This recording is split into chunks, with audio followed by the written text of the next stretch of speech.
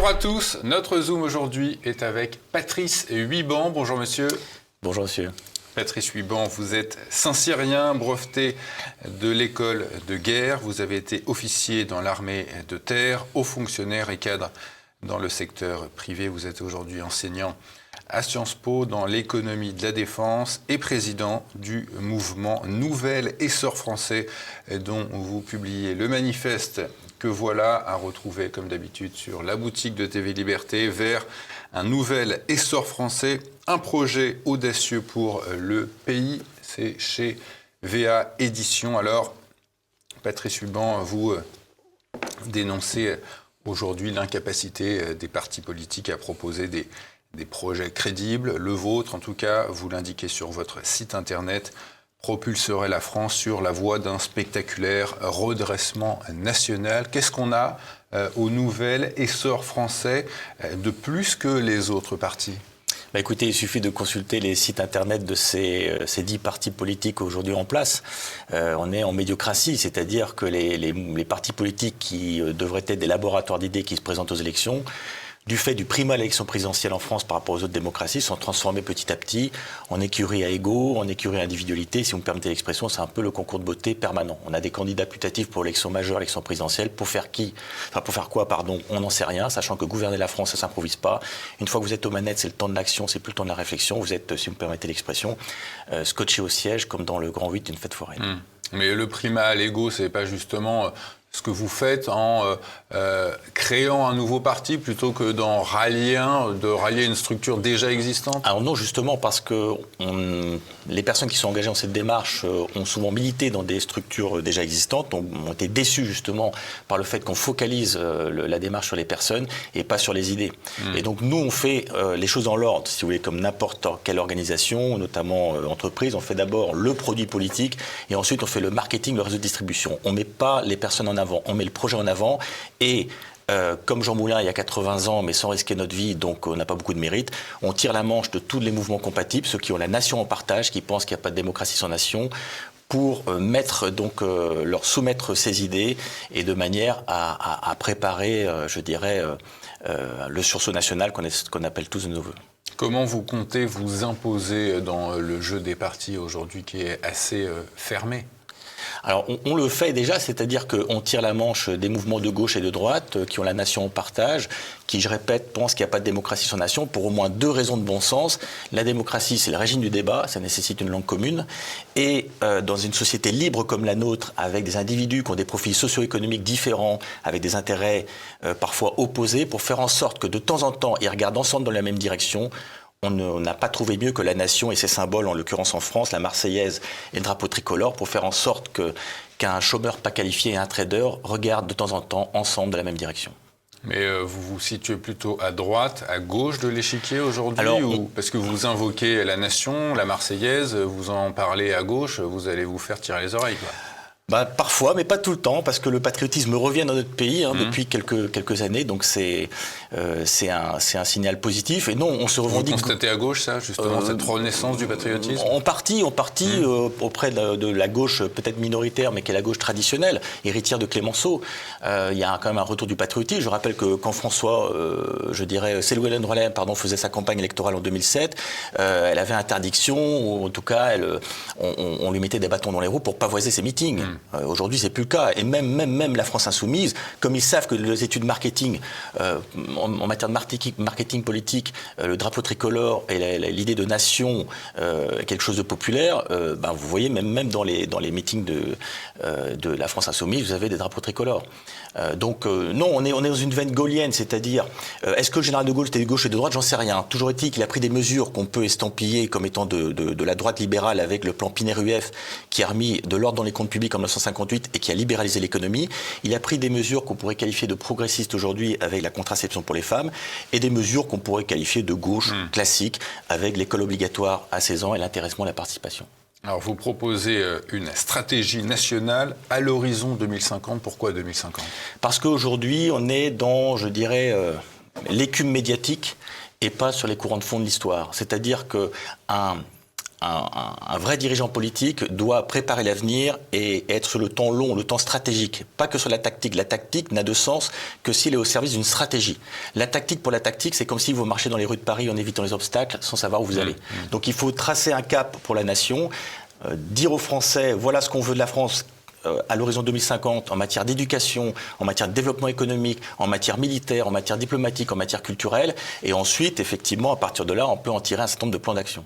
Alors, vous proposez un retour au local, tout en restant dans le cadre d'un capitalisme mondial qui doit, vous le dites, continuer sa marche en avant. Qu'est-ce que vous entendez par retour au local et quel local ? Alors, le capitalisme à visage humain. C'est-à-dire qu'aujourd'hui, les politiques de l'offre ont échoué en France parce qu'elles sont indiscriminées. Ce qui peut-être économiquement peut s'entendre, mais politiquement ne passe pas. Parce que quand vous prenez une baisse des prélèvements obligatoires sur les entreprises pour les ramener dans la moyenne européenne, si vous faites une politique indiscriminée, vous avez des gens, notamment à gauche, à l'extrême gauche, qui vont vous dire que vous faites un chèque à Bernard Arnault. Donc nous, on veut cibler la politique de l'offre sur les moins de 5000, TPE, PME, ETI, le capitalisme à visage humain, c'est là où ce sont des entreprises qui emploient 70% des salariés dans nos territoires, c'est là où il y a des gisements d'emploi, et c'est des entreprises qui ne peuvent pas optimiser et échapper au carcan de prélèvements obligatoires et normatifs en France, contrairement aux grandes entreprises. On a autant de grandes entreprises que les Allemands, on a 3 fois moins de grosses PME exportatrices que les Allemands et 2 fois moins que les Italiens. C'est le cœur du réacteur économique, les PME, et en plus politiquement c'est inattaquable, puisque la PME c'est ce qui est mieux vu par les Français avec l'armée et l'hôpital. Alors, vous proposez également de relever plusieurs défis, notamment celui de la transition écologique, mais à l'heure où on demande aux Français de se serrer toujours plus la ceinture, et alors que les Français en Europe sont les plus vertueux en matière d'émissions de gaz à effet de serre, pourquoi faudrait-il se lancer dans des investissements encore pharaoniques ? Alors, on n'est pas pour des investissements pharaoniques, pas du tout. On est juste pour capitaliser sur ce que vous dites, les efforts qui ont été faits, avec le nucléaire en particulier. On est déjà les plus vertueux en matière de décarbonation. Donc ça, c'est clair. Donc on veut continuer à développer la filière nucléaire avec l'hydroélectricité, éventuellement les hydroliennes et un tout petit peu de photovoltaïque parce que ça n'a pas un coût excessif, si vous voulez, de mettre des panneaux solaires dans des zones ensoleillées sur les surfaces inutiles comme les toits, par exemple. En revanche, on est vent debout contre les éoliennes. C'est une véritable gabegie. Donc ça, c'est la partie transition énergétique. Donc nucléaire, hydroélectricité, pourquoi pas les hydroliennes, c'est même les pas courants forcément marins. une transition, parce que le parc nucléaire français, il est existant voilà, déjà. Tout à fait. Mais on peaufinant ça avec un petit peu aussi de sobriété énergétique et de meilleure isolation des bâtiments, parce que la moitié des émissions de gaz à effet de serre, c'est le fait des bâtiments et je dirais des véhicules. Donc là, il y a encore une petite marge de progression, mais sans en faire trop, parce qu'aujourd'hui, on est en train de tuer notre tissu productif, alors qu'on ne protège pas le marché français et européens par rapport à des produits qui ne respectent pas du tout nos normes sociales et environnementales. Mais il faut aussi rééquilibrer cette politique écologique, pas uniquement sur la transition énergétique, puisqu'on est déjà des bons élèves, comme on l'a dit. En revanche, la biodiversité, la France a un rôle à jouer, parce que la France, elle toute seule, héberge 10% de la biodiversité mondiale, alors qu'on ne dégage que 1% des gaz à effet de serre. Donc autant vous dire que, quelle que soit notre politique, ça ne changera rien. En revanche, on héberge 10% de la biodiversité mondiale, et là, on pourrait lancer, ce qu'on propose, c'est qu'on lance une grande opération mondiale, qu'on soit le leader d'une opération mondiale pour, par exemple, je dirais, dépolluer au niveau des plastiques les océans. Et ça, c'est du concret. Alors, vous dénoncez aussi dans votre ouvrage, Patrice Huybans, l'endettement public. On en est aujourd'hui à 3 300 milliards d'euros. Sans compter le hors-bilan, cet endettement public, est-ce qu'il peut continuer sans fin ? Qu'est-ce qu'on risque si la France, si l'État continue d'endetter les Français comme ça ? Alors, ce qu'on risque, c'est un mai-juin 40 économique et social, un effondrement temporaire, c'est-à-dire une mise sous tutelle du pays par les instances supranationales, la Banque Centrale Européenne, le FMI, avec ensuite une trajectoire de redressement des comptes publics qui, si on n'a pas sur la table une vraie réforme de l'État intelligente, se transformera en casse sociale. Parce que si vous n'avez pas ciblé là où il y a trop de gras dans la dépense publique et qu'en mode panique, vous faites ce qu'on a tendance à faire aujourd'hui, c'est le coup de rabot, c'est baisse des remboursements de la part assurance maladie des consultations, c'est désindexation des retraites, c'est suppression d'un certain nombre d'avantages des Français, donc c'est la punition collective. Tout ça parce qu'on n'ose pas s'attaquer au gras de la dépense publique, et je peux vous citer beaucoup d'exemples, parce que derrière ça, il y a des intérêts particuliers. Et nos politiques aujourd'hui vivent de la politique. Donc, mécaniquement, ils ne sont pas audacieux et ils ne sont pas courageux pour s'attaquer, je dirais, à ceux qui ont intérêt à ce que rien ne change.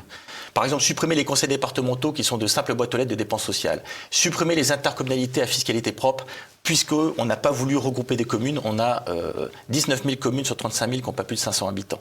C'est obliger les médecins de ville et l'hôpital à remplir mon espace santé. Le fait qu'on ne partage pas les données de santé génère 30% dans les ordonnances, 30% d'actes inutiles, 30% de gaspillage en IRM, en scanner, en examens divers et variés, alors que la moyenne OCDE, c'est 15 à 20%. Et 10 points d'écart de gaspillage en termes de prescription médicale parce qu'on ne partage pas les données de santé, c'est 30 milliards d'euros.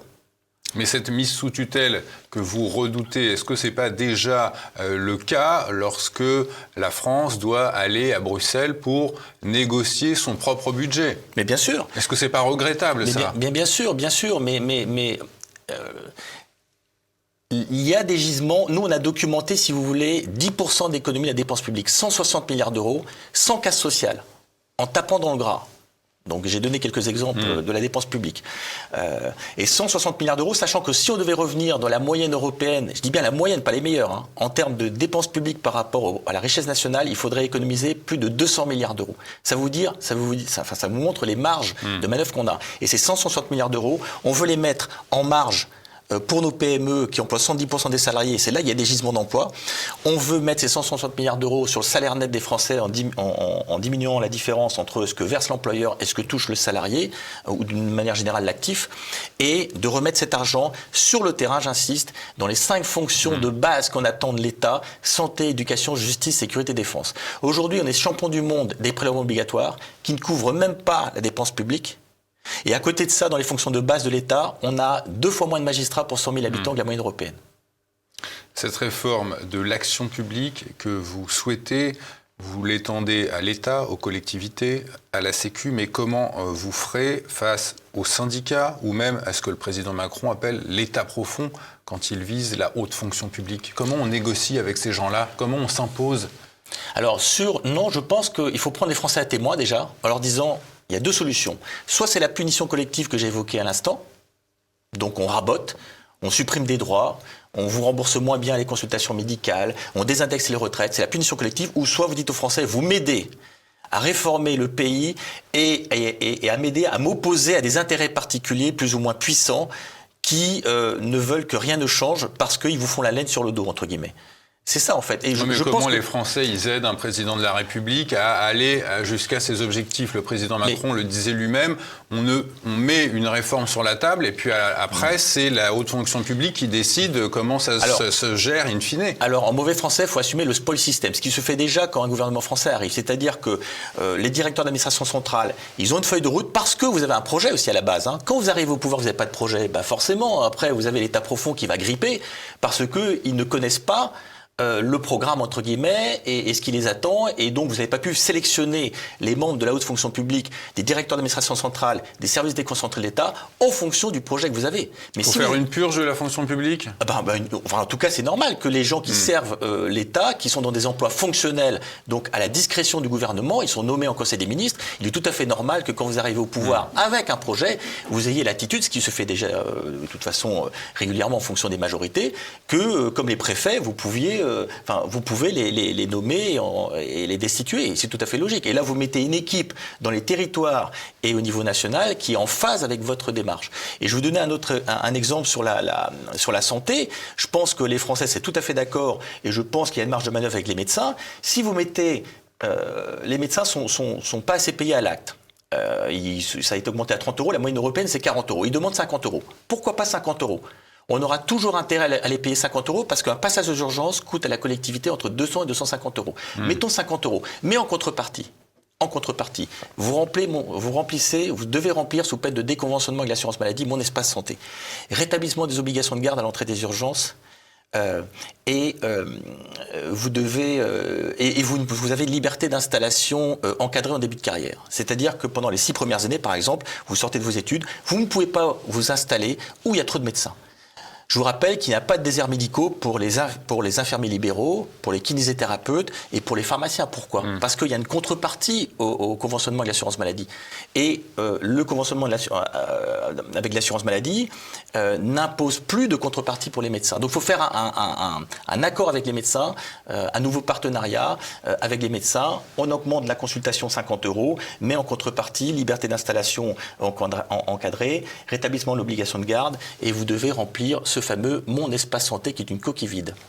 Relocaliser la création de valeur dans nos territoires, mais moi j'entends ça depuis des années. Réindustrialiser la France, on a déjà perdu des millions d'emplois dans le secteur. Comment on s'y prend en restant dans l'Union européenne ? Alors, quels sont les grands projets de réindustrialisation de l'Union européenne qui nous permettraient d'aller sur ce chemin ? Non, il ne faut pas passer par le haut. Il faut laisser la bride sur le cou de nos chevaux de course. Et nos chevaux de course, ce sont les start-up, les PME, les grosses PME exploitatrices, les entreprises de taille intermédiaire. Comment on le fait ? On ramène les prélèvements obligatoires uniquement sur ces entreprises, inattaquables politiquement, dans la moyenne européenne.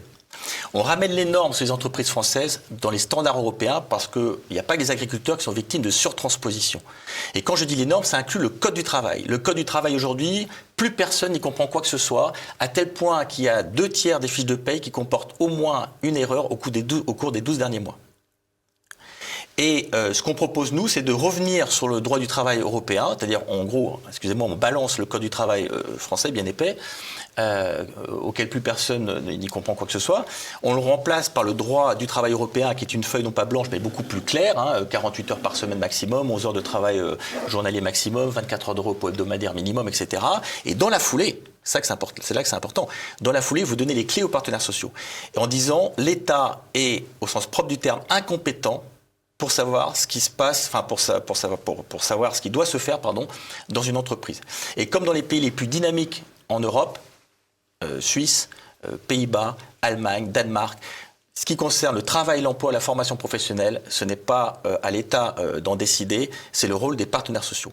Donc si vous faites ça, ramenez les prélèvements obligatoires dans la moyenne européenne, pour les PME, ramener les normes, y compris le Code du travail, sur les standards européens. Mais et ensuite, vous laissez les clés aux partenaires sociaux. L'alignement des normes des entreprises sur les standards de l'Union européenne, c'est pas de ça dont les entrepreneurs français crèvent. C'est pas de ça dont Pompidou et Jacques Chirac parlaient. Arrêtez de faire des lois, les Français en crèvent. C'est pas à cause de cela aussi que les agriculteurs se suicident tous les 2 jours en France à cause de cet alignement des normes et de normes pondues par qui ?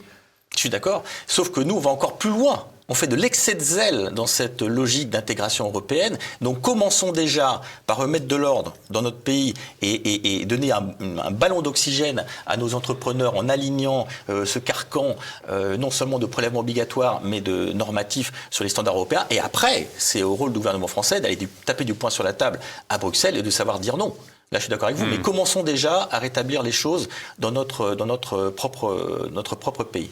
La grandeur de la France, vous l'avez chevillée au corps, on s'en rend compte en lisant votre ouvrage, mais l'appartenance de la France à l'Union européenne, est-ce que ce n'est pas un problème dans la souveraineté française, dans l'emploi de sa souveraineté ?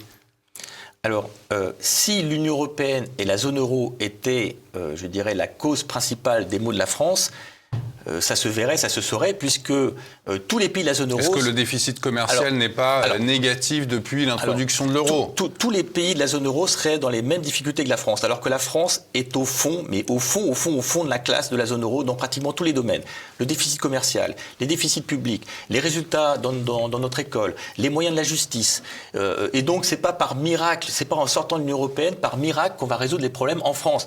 Commençons d'abord par résoudre nos problèmes, parce que 80% des problèmes sont franco-français, et après, allons nous battre à Bruxelles. Et là où je vous rejoins, c'est que nous, ce qu'on préconise, c'est pas un Frexit, c'est pas une Europe supranationale, c'est un Bruxit. C'est de mettre un coup de pied aux fesses à la Commission. Pourquoi ? Parce que la Commission sort de son lit de compétences. Les compétences exclusives... préconise Bernard Monod, qu'on a déjà reçu à de nombreuses reprises sur le Frexit, c'est l'arme nucléaire. On n'exclut pas le Frexit à moyen long terme. Mais à court terme, ce serait suicidaire. À court terme, il faut ramener la Commission dans son lit de compétences, c'est-à-dire la gestion de la zone euro et la gestion, je dirais, de l'espace économique, pour négocier avec les grands ensembles états-uniens, chinois et d'autres aires économiques.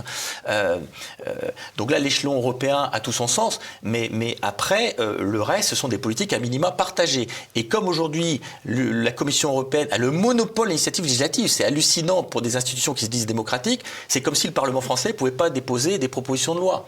C'est-à-dire que la Commission tient la plume. Et ce qui fait qu'il demande l'avis du Conseil de l'Union européenne qui réunit les ministres compétents, demande l'avis du Parlement, mais après, c'est eux qui tiennent la plume in fine. Et ce qui fait qu'ils sortent de leur lit de compétences sur la santé, sur la défense, dans des domaines qui sont totalement en dehors des clous au regard des traités européens. Mais est-ce que votre modèle dans l'Union européenne, ça ne serait pas l'Allemagne? Est-ce que vous ne voudriez pas qu'on calque la France sur ce qu'est l'Allemagne, un pays étranger? Ben oui, parce que l'Allemagne, déjà, elle a posé le principe du primat. Vous pensez que les Français sont des Allemands? Non, pas du tout. Pas du tout, j'ai pas dit ça. Je dis simplement qu'eux, ils défendent leurs intérêts. Ils font de l'Union européenne un vrai levier de puissance. Simplement, il faut avoir des dirigeants qui sont habités par le service de leur pays et qui n'ont pas peur de dire non. Comme les Danois, comme les Allemands, comme les Hongrois, comme les Polonais. Et je rappelle que les Allemands, la Cour suprême allemande a rappelé le primat de la loi fondamentale donc de ce pays sur le droit européen.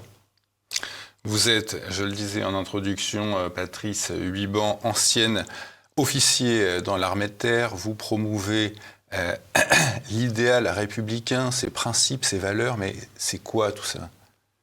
Tout ça, c'est quoi? C'est au-delà de la République qui est un régime, c'est d'abord l'attachement à la France, l'attachement à notre héritage. Nous, on n'est pas dans une logique de césure entre l'ancien régime et la République. La République est une continuité de notre pays. Donc c'est l'attachement à notre identité, à notre culture, à notre terroir, à nos valeurs, qui aujourd'hui s'incarnent par la République, évidemment. Mais une République qui est molle aujourd'hui, qui est molle sur ses principes, comme la laïcité, comme l'égalité, comme les non-discriminations, etc. Ce sont des mots aujourd'hui. Mais on n'a pas le courage de faire appliquer ces beaux principes républicains qui ont fait, fut un temps, à travers des modèles comme Charles Péguy, par exemple, l'unanimité auprès des Français. Mais est-ce que vous pensez que les Français aujourd'hui veulent ce rétablissement de l'ordre? Vous ne voyez pas que tout part à volo dans la société française, que la fracturation sociale dont parlait Chirac, elle a été aggravée ces 30 dernières années? Le pire n'est jamais certain, le meilleur n'est jamais acquis. Donc vous voulez faire quoi? On arrête tout? Non, il faut se battre. Et nous, chez Nouvel Essor Français, on essaie de faire nôtre ce fameux vers de Corneille dans le Cid. Nous ne voulons pas avoir la honte de mourir sans avoir combattu. Vers un nouvel essor français, c'est votre ouvrage, Patrice Huybans, un projet audacieux pour le pays chez VA Éditions sur la boutique de TV Liberté. Merci à vous, monsieur. Merci beaucoup.